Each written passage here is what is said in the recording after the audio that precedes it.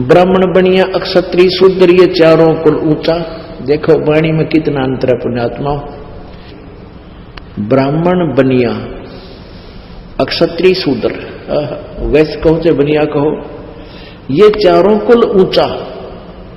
अभी नकलिया नदनियों का रखा शूद्र वर्ण तो जो है ना ये नीचा कुल है, शूद्र नहीं।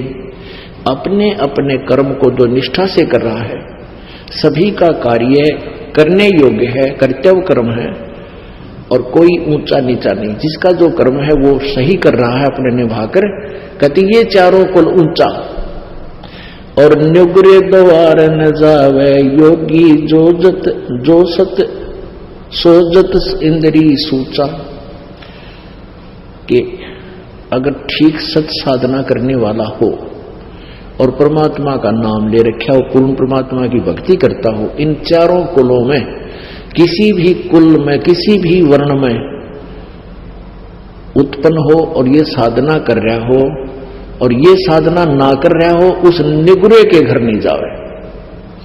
इन चारों वर्णों में जो सत साधना करता है तो उसके आहार आप कर सकते हो, ऐसा लिखा है।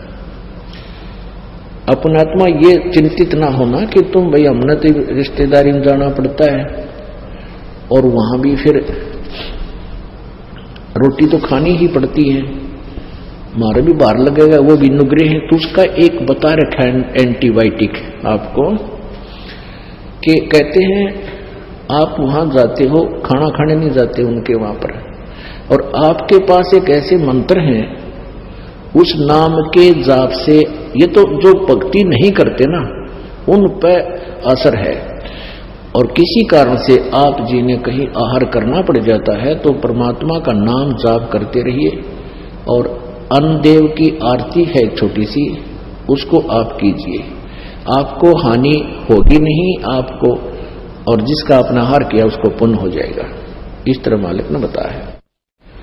ये तो उनके लिए बताया जो मांगते फिरते हैं और फिर भक्ति की भी रीस करते हैं। पहले तो साधना शास्त्र विरुद्ध, और फिर किसी का भोजन लेकर खा लेते हैं, उनके पास वो भक्ति सत्य है नहीं जो उस पाप के भोजन को हजम कर सके, यानी उसे डिस्टर्ब ना हो। तो आप जी को मंत्र दे रखे हैं, आपका मन वहां रोटी खाने का नहीं था, किसी विशेष उद्देश्य से गए हो, गए को आहार किया दिया है तो आपको हानि नहीं होगी। ये उनको कहा जाता है जो परमात्मा की आड़ में उनको लताड़ा जा रहा है, जो भगत और संत बनकर और फिर मांगते अंडे। क्या बताते हैं, राजा राज रसातल जाई कौम छती सो डांडे, सब है अपावन कहिए भाई योगी किस दर हांडे। अब ये संत है ना नकली, ये राजाओं के गणे जाया करते, क्योंकि वहां अच्छी जो है ना उनको पैसे मिलते थे, तो वहां से वो भिक्षा अच्छी मिलती थी, उसके लिए वो दक्षिणा अच्छी मिलती थी। तो यहां बताते हैं राजा राज रसातल जाई, राजा नरक में जाएगा, क्योंकि कौम छतीसों डांडे, अब सभी अपावन कहिए भाई योगी किस तरह हांडे। राजा, जैसे राजा लोग टैक्स लगाते हैं आपके ऊपर, तो उस टैक्स के माध्यम से अच्छे बुरे गरीब अमीर सबका पैसा राजा के पास जाता है, और उसी से वो अपना निर्वाह करता है, अपनी सेना रखता है, अपने ऐश्वर्य के साधन करता है। उसमें से फिर कहते संत जाके खावे तो वो भी साथ नरक में जावे। एक हलाई सेंस कसाई पलड़ा बेस बजावे, और कोठे माही नाज घाल के कोरा काल मनावे। एक अलाई होती है, जैसे किसान हल जोतता है ना, और एक एकड़ मान ले जमीन है 200 फुट लंबा और 220 फुट लंबा और 198 फुट चौड़ा, ऐसा एक एकड़ होता है। तो उसमें हल से संवारते समय वो लगभग 20 फुट चौड़ा और 180 200 यानी पूरे एकड़ की एक साइड की लंबाई ले लेता। तो उस 20 बाई 220 मान लो, एक हलाई में जो वो हल के द्वारा जमीन खोदता है तो उसमें उसको 1000 कसाइयों जितना पाप बन जाता है। बताओ। और फिर कहां जाता है? वो क्या करता है उस पैसे, जैसे घन अन्न हो गया किसान का, फिर वो बेच का होगा बनिया का, बनिए का बेचता है तो बनिया के सोचा है उस अनाज को अपने कोठे में अपने सटोरों में रख लेता है और फिर न सोचा ये भगवान इनका काल पड़ जा और तेरा गेहूं महंगा बिक गया। वो पाप का भागी कितनी दुष्ट सोच हो जाती है उस बिजनेसमैन की। तो कहते हैं 1/2 सेंस कसाई। मान लीजिए तो किसान के घर भोजन खाना चाहता है तो उसके ऊपर इतना भार बन जाता है। अपने आत्माओं,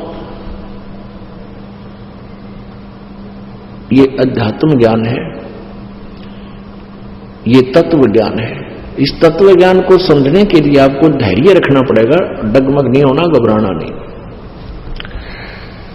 अब जैसे आप जाते हो किसी के घर, खाना भी खाना पड़ता है, किसान के घर भी जन्म है रोगों का, और भी बनिया के घर भी जन्म है।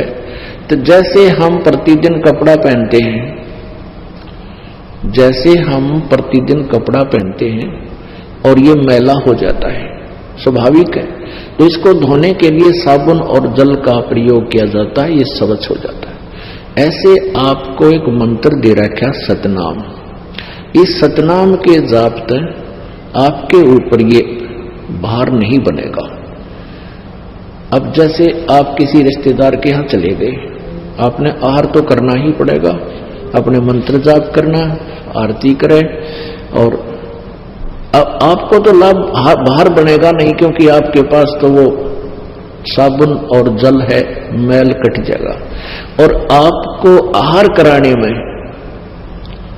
जिसके घर आपने भोजन पाया उसको पुण्य मिलेगा, क्योंकि संत भगत के खिलाने का, भोजन कराने का बहुत पुण्य होता है।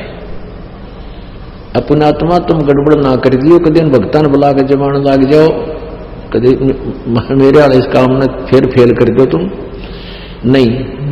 अपनी भक्ति करो, सब न राम नाम पर ला दो, और वो भी भक्ति। तो फिर वो दूसरा तरीका, पहले क्या था, या परमात्मा आते हैं एक सुचारू, स्वयं आते हैं या मेरे जैसे दास को भेज देते हैं, ज्ञान वही होता है, परमात्मा विधान वही होता है, अप्लीकेबल वो खुद भी करते हैं, अपने नुमाइंदे रिप्रेजेंटेटिव से भी उसको वो सुचारू करवा देते हैं, लागू करवाते हैं। तो पहले क्या होता था, जैसे शादी ब्याह होया करती, ब्याह होता था तो पूरे गांव में से प्रत्येक, पहले तो चूल्हा न्योत होया करता, छोटे घर थे, गांव थे, पूरे के पूरे घर को आमंत्रित करते थे कि आज आपने हमारे घर भोजन खाना है। जिस दिन ब्याह होता था बेटे या बेटी का, तो क्या कारण था कि वो सभी भक्ति करते थे, साधना किया करते थे, और वो इसी प्रकार उन्होंने अपने समागम शुरू किए थे। भी एक आध्यात्मिक अनुष्ठान भी करते थे, जोत तो अभी भी लगाते, भंडार जब करते हैं ना, ये विवाह शादी में जब जलेबी लाडू बनाते हैं, कहीं रखते हैं, तो जोत अब भी जलाते हैं उसमें। तो अब तो वह लकीर पीट रहे हैं, और आज तुम्हारा खाका ये मैं तुमने बोला, मैं तुम्हारे खाका आया था, इसलिए वो एक परंपरा बन नहीं। पहले ये उद्देश्य था कि सभी भक्ति करते थे और भक्तों को अपने घर पर बुला के आहार कराया करते थे। तो ऐसे फिर वो कभी उनके होता था, वो भी यही लालच करते थे कि सारे भगत आवें, भगवान की यहाँ चर्चा चलावें, अन्न खावें, संत को खिलाने का लाभ मिले। तो ये परंपरा चलती चलती फिर इतनी बिगड़ गई, फिर न्योते शुरू हो गए। तुम वो न मारे, न्योता दिया था मैं भी उनके देखा हूं, अन्यथा नहीं। तो ये प्रोग्राम तो पहले बिगड़ का बिगड़ा हुआ रूप हो गया। तो ऐसे आप अपनी भक्ति करते रहिए, आपको हानि नहीं होगा। जैसे ये दास आपको मना करता है कि जो कोई धार्मिक अनुष्ठान करते हैं, आन उपासना करने वाले, वहां आपको नहीं जाना चाहिए, उस दिन आहार नहीं करना चाहिए वहां पर। क्योंकि उस दिन वहां जाने में आपका सहयोग होगा उस शास्त्र विरुद्ध साधना में। गीता जी अध्याय नंबर 16 के श्लोक नंबर 23 में कहा कि शास्त्र विधि को त्याग कर जो मनमाना आचरण करते हैं